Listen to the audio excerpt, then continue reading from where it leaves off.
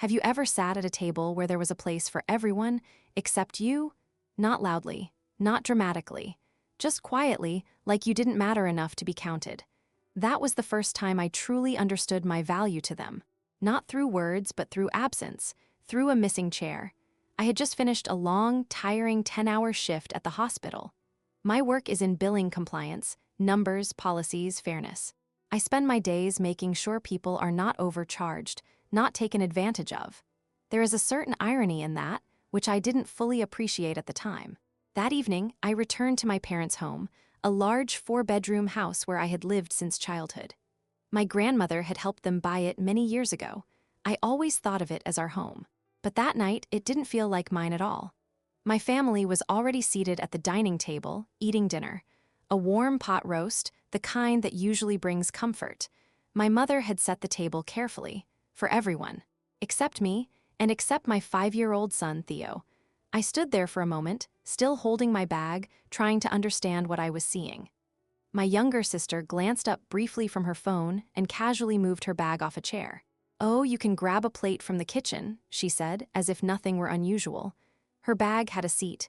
My child did not. That was February. By March, I had left, but I'm getting ahead of myself. My name is Renata. I am 29 years old, and I have a little boy named Theo. He collects small stones from the ground and treasures them like jewels.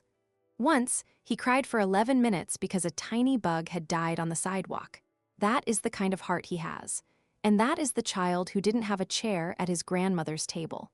For 2 years, I had been paying my parents $1,100 every month to live in that house. The same house where my older brother lived for free. The same house where my younger sister lived for free. I asked my mother about it once.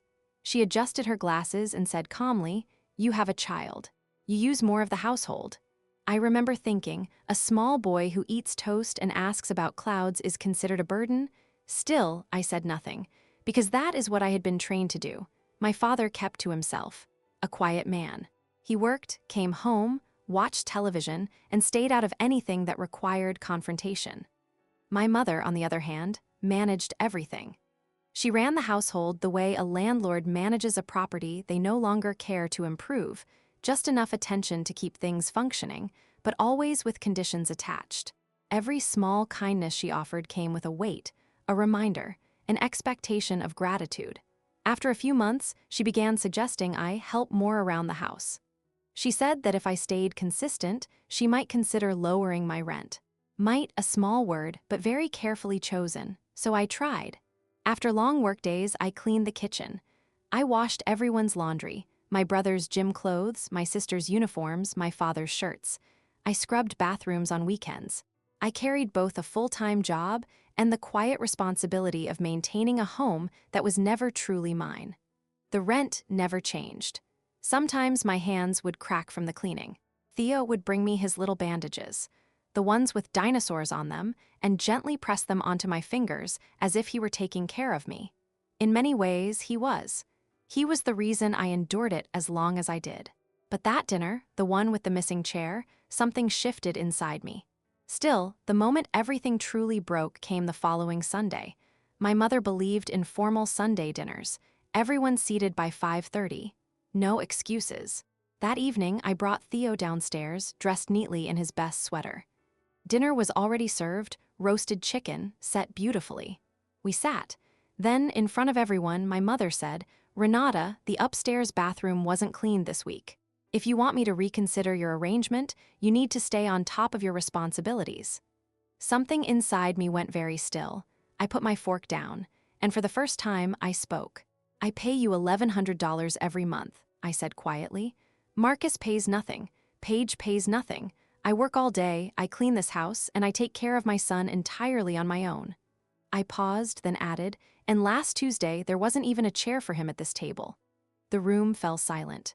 Not an ordinary silence, but the kind that comes when something long ignored finally steps into the light. My mother's expression hardened. "I cannot believe you're doing this at my table," she said. My table. I looked at her and replied, "The table I cleaned yesterday." If you've ever stood up for yourself after years of staying quiet, you know that moment. Your voice doesn't shake. It doesn't rise. It simply lands.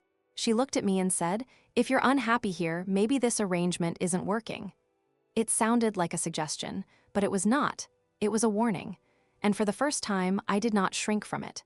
I looked at Theo, sitting beside me, gently pulling apart his food with his fingers, completely trusting that the world around him was safe. That was the moment I knew. I stood up. "You're right," I said. "It isn't working." If you've made it this far, pause for a second and ask yourself, how many times have you stayed somewhere you were not truly welcome?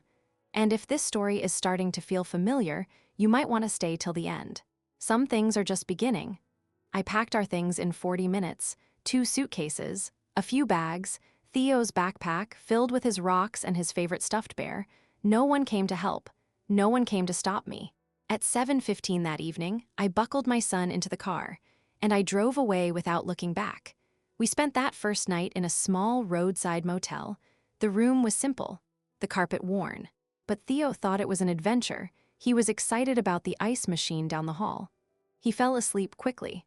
I sat at the edge of the bed and cried, not because I missed that house, but because, for the first time in a long time, I felt free.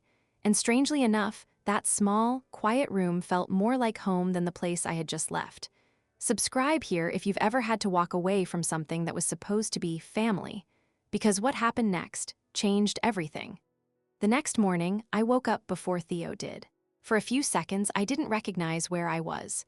The room was quiet in a different way, no familiar sounds, no footsteps, no television murmuring in the background, just stillness. And then I remembered. We were on our own.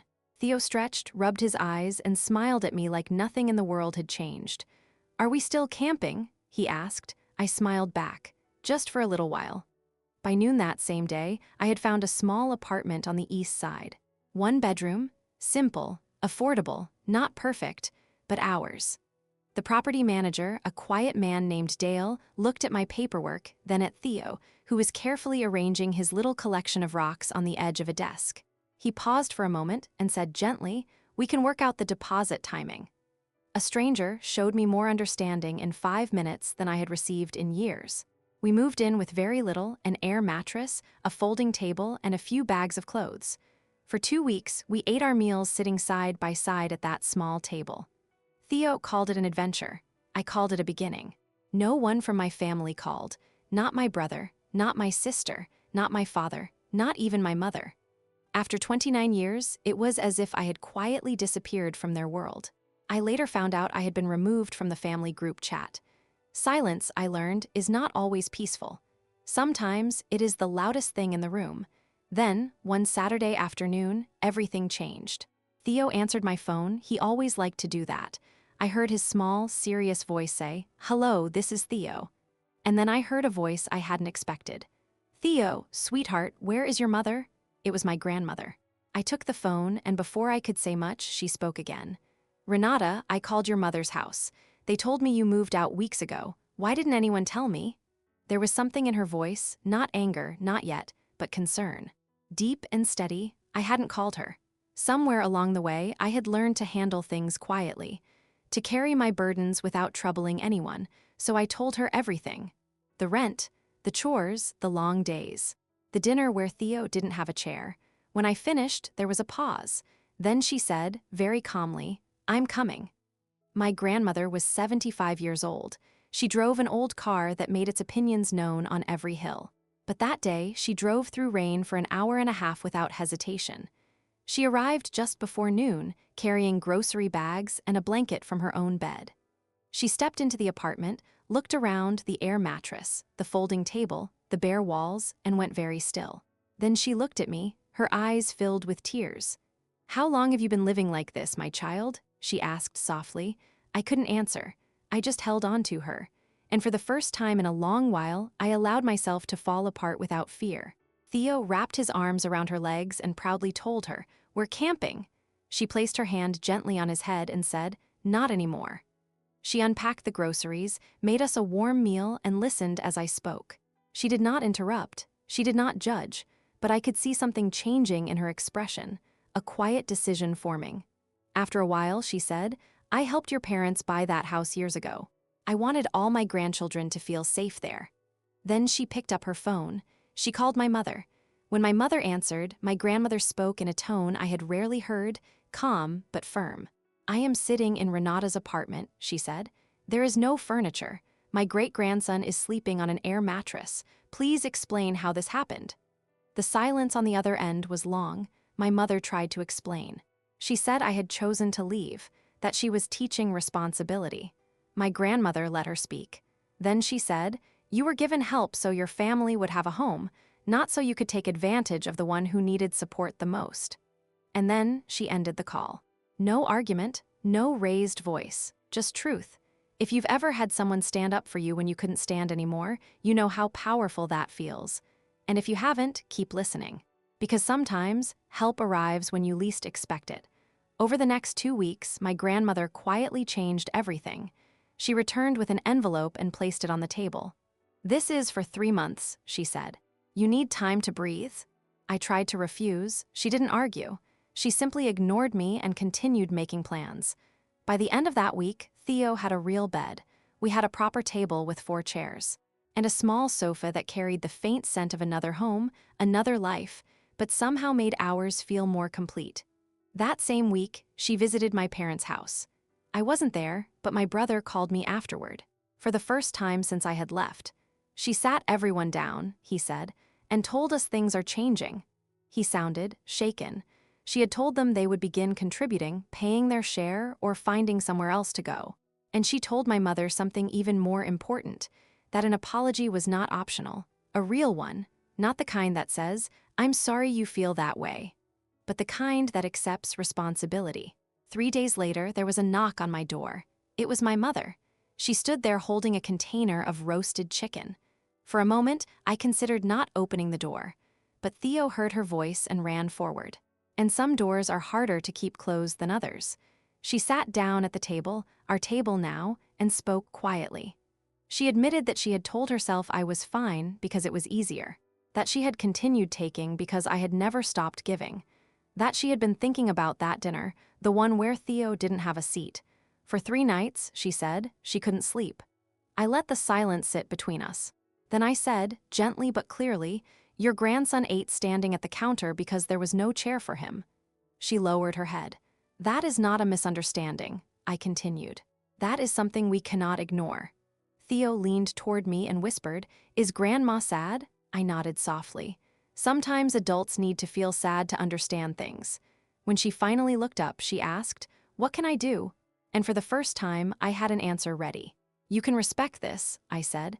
"This is our home now, and if you want to be part of our lives, things have to be different."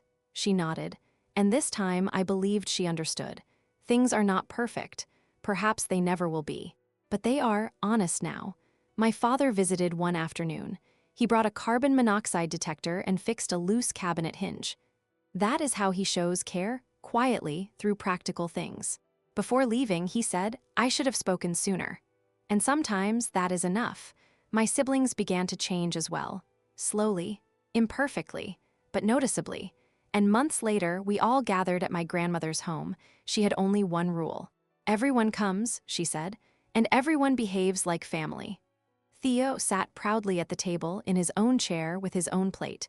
At one point, he stood up and announced he was thankful for rocks and macaroni. Everyone laughed. And something heavy, something that had been sitting quietly between us for a long time, finally lifted. Now our life is simple, still rebuilding, but real. Theo has a place wherever we go, a seat, a plate, a space that is his. And I will never again allow anyone to take that from him. Let me leave you with this. When you make yourself smaller to fit inside someone else's version of kindness, the cost builds slowly, quietly, until one day you realize you've been paying far more than you should.